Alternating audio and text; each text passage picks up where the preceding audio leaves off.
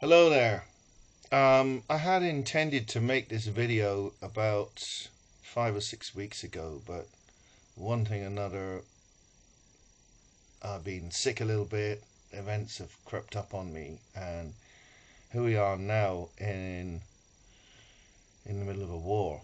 So, um, yeah, the title I'd thought up seems particularly poignant, really now.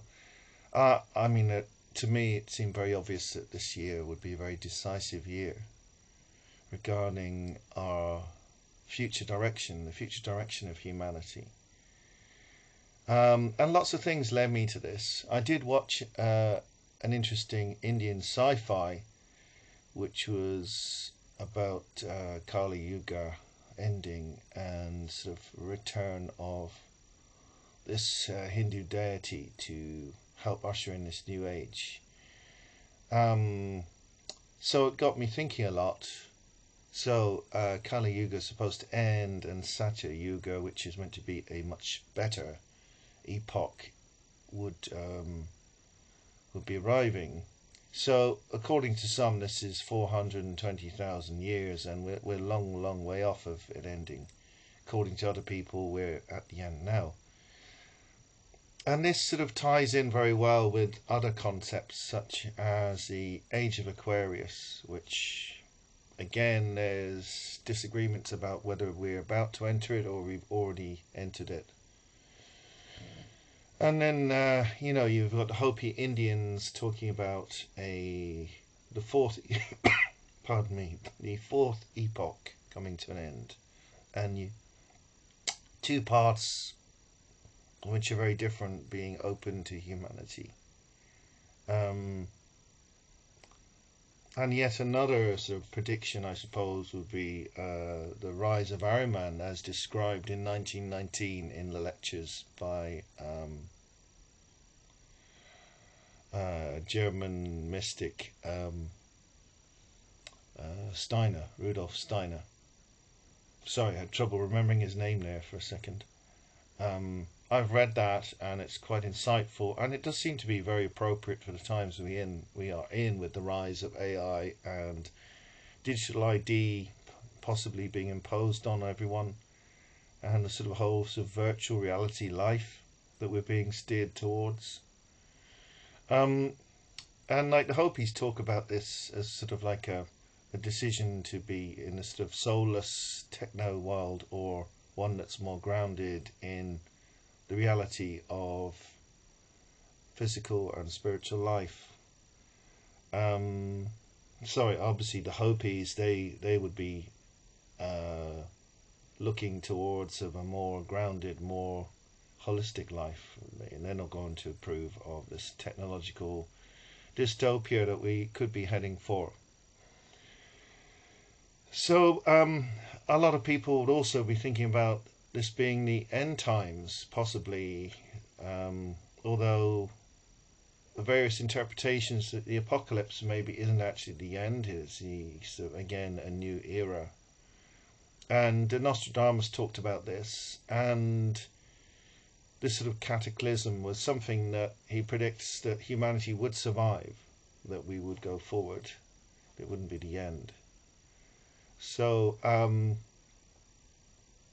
yeah, is this, pivotal moment in human history? I would say we are definitely in a pivotal moment, not necessarily apocalyptic, but if you look at the current sort of state of the world, the world order, if you want to call it that, it is actually sort of crumbling. I do not think America's um, status as the number one power in the world, their hegemony, is going to crumble, I think, regardless of whether Iran can hold on for months or not. I think they are done, basically. Um, they've really basically abused their allies over a long, long period of time, which is very much evident by their failure to protect the Gulf states that have actually paid them tons of money for protection. And, instead of sending them lots of missiles to help protect them, they've cannibalized their stocks in, South Korea and other places like that to help Israel, not to help these Gulf states. So it's very much clear the alignment is of the Americans, with a little bit of support from the British to some extent, um, is very much behind Israel and Israel's plan for a greater Israel, which you may or may not be aware of, is to expand Israel's borders beyond Jordan, up into Lebanon, into Syria, and across into Saudi Arabia as well, and create this massive Israeli superstate. That's no secret. That's actually quite widely publicized within Israel. It's just not widely known throughout the rest of the world. So, Donald Trump has put his chips behind that, and he's spun the roulette wheel, hoping that it's going to pay out. I don't think this is going to work out for him. I don't think it's necessarily going to work out particularly great for Iran either, and it certainly isn't going to work out very well for Israel, in my opinion. What this might do is just crumble the entire world economy.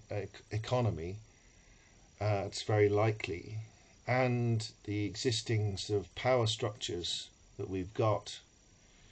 So, what will be the end result of that? Will it be a better world where perhaps empire is over, and instead of Russia and the USA and China sort of fighting it out to control the world, maybe we might possibly end up with something that's a bit more peaceful, a bit more holistic, and perhaps to the benefit of humanity rather than its detriment, because obviously these endless wars, they impoverish people, and they also do absolutely catastrophic damage to both the economy and to the environment.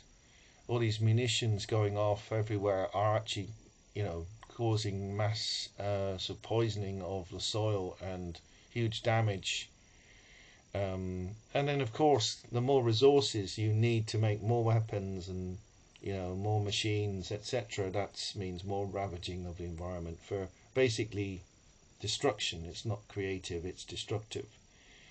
So, at the end of a long period of war, you've depleted the resources, you've completely ravaged the landscape, and you've killed masses and masses of people as well. So, uh, whatever strategic advantage people think they're going to end up with, the negative effects for the whole of humanity are really huge. They're absolutely massive, and I mean we've been warring probably since the beginning of time, and here we are still. It's the 21st century. We're supposed to be thinking about going to Mars and re-exploring the moon and moving into sort of this world of hyper technology, and yet what are we putting our resources into? Mostly into death, into just murdering each other, so that somebody can have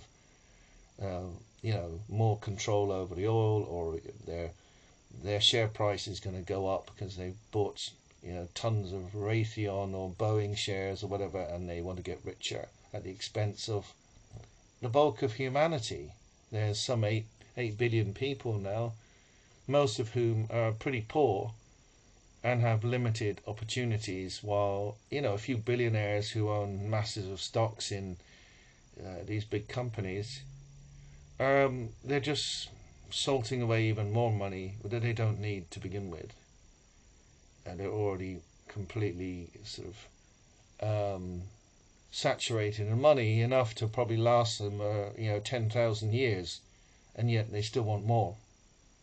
So there is something deeply wrong with our society at the moment, and it really, really does need to change one way or another. We can't go on like this, just with a handful of people running the world, and just bleeding everyone else dry, and just using war as a means of both distraction and a means of extraction. extraction of a last drop of blood out of a stone.